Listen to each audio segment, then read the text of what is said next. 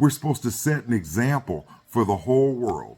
And we know in the Bible that God talks about the unrighteous and the heathens in the world and the people that are doing evil. And we can imagine if it was that bad back then. I mean, we read today about how somebody wanted to wipe out the entire Jewish population, erase them, eradicate them from the earth. Well, that's not the first time we've heard that. And that's what was going on a long time ago. But even after that, there were people that the devil commissioned to wipe out the Jews, because it's like everybody, I'm going to speak in modern terms, it's like everybody's drinking haterade about the Jews. Everybody's hating on the Jews because God chose the Jews to be his people because of their faithfulness, because of their devoutness, because of their traditional values to stay close to God, to keep his commandments and his precepts, and to honor him at all times. You know, there's proverb after proverb, psalm after psalm, story after story about how we read about these people that kept God in their mouth and in their heart. Every time they spoke of the glory and the wonders of God. And we talk about in the Bible about how people back then had the advantage to actually see these works that God was performing and see these things that God was doing. And they saw these people, these Jewish people, keep this covenant, and they saw how powerful that covenant was, and they saw the glory of God. And when you talk about, you know, God giving you things, you know, for following you, we aren't talking about God giving you fancy cars and fancy houses and a bunch of money to spend and all that. Evil people can do that. Even the unrighteous can buy a house or a nice car or go on a vacation or have a lot of money in their bank account and go out and party and all that kind of stuff. But God gives you solid, wholesome blessings. God will bless you with health. God will bless you with strength. God will bless you with the ability to have everything you need.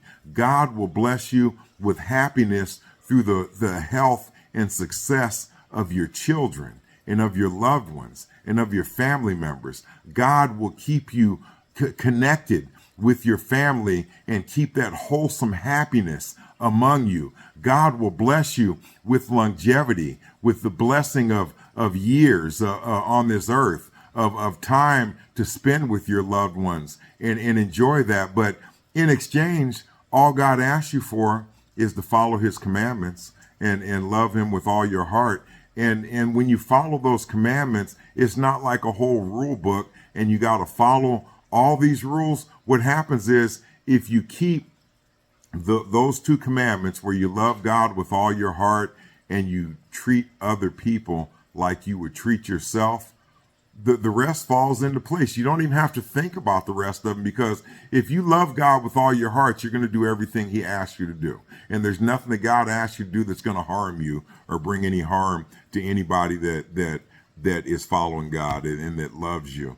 You know, God's not going to ask you to do anything crazy. And if you do those things that God's asking you to do, all that stuff falls into place. And if you treat other people like you would want to be treated, there's no problem with you doing evil to other people. There's no problem with you bringing harm to other people, because you wouldn't want that for yourself. So you're not going to do it to anybody else. And the whole thing is, right now, it's a struggle to do those kind of things because there's so many people out there that aren't doing them. And it's really a challenge for you to go out into this wicked world that we have and treat wicked people nice.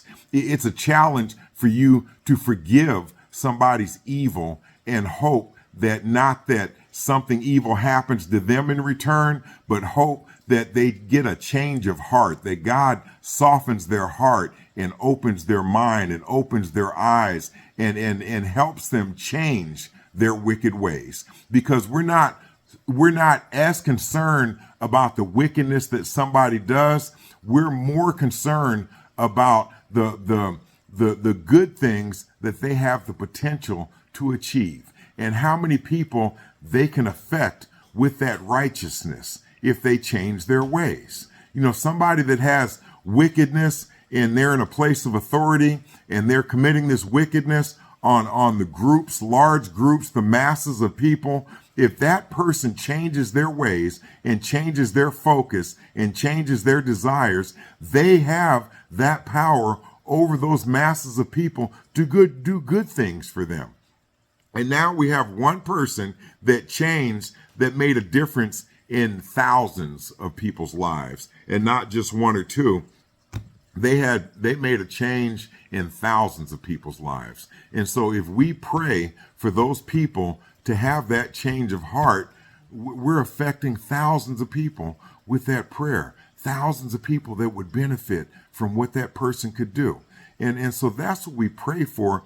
We pray for the evil to become good and not for evil things to happen to evil people. We're praying the evil out of the world, whether it be something that happened to somebody evil. We say, okay, that's what they deserve. So suck your toe, that what goes around comes around. And that's true, but that's God's vengeance, that he decides and he picks and chooses who's going to happen, what's going to happen to who, and who's going to be next for that to happen to them. That's God's choice. And I say it all the time, and I want to reiterate this. If you pray to God for something evil to happen to somebody, God's not going to hear your prayer. And even if you pray for something evil to happen to somebody, and that something evil does happen to them, it's not because you prayed for that to happen to them. That's a coincidence. God decided that it was their time for something to happen to them. And God is working in every single person's life on this planet, whether they're good or evil, whether they're weak or strong, whether they're black or white, whether they're male or female, whether they're tall or short, whether they're fat or skinny. God's working in everybody's life. And those evil people have a road to travel. And this is the complicated part that people really try to understand, but there's so many working parts and components to this process that you can't really understand it all. And this goes back to bad things happening to good people. We don't understand, what God's plan is for wickedness. And, even if you think about this, the whole concept of somebody doing evil things to other people, combined with that concept of people's forefathers bringing that on the future generations of their people, there's got to be wicked people in the world to make these wicked things happen to these people that deserve, in the eyes of God, in the sight of God, for these wicked things to happen to them. There's got to be a balance of good and evil in the world, and God uses that evil to show people the evil that's in the world. God uses that wickedness to show people that have that coming. And a lot of times when God is trying to show you something and the devil's trying to attack you, the devil will hit you where it hurts. The devil will hit you in the people that you love. It may not necessarily be an attack on you that damages you immediately, but it could be an attack on somebody that you love. And so all that is so complicated to the rationalize and to reason that, the easiest way is to just follow God.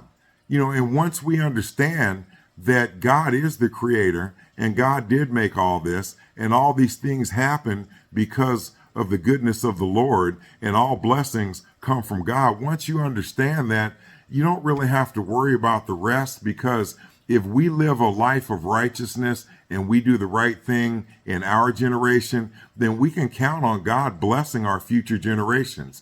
And I'll tell you, it's going on right now in my life right now. The bad things that I used to do, there were people praying for me. There were people that were wearing their knees out for me. There were people that were praying that God changed my ways and let me see the way of the righteous, and let me walk away from the way of wickedness. And those prayers worked.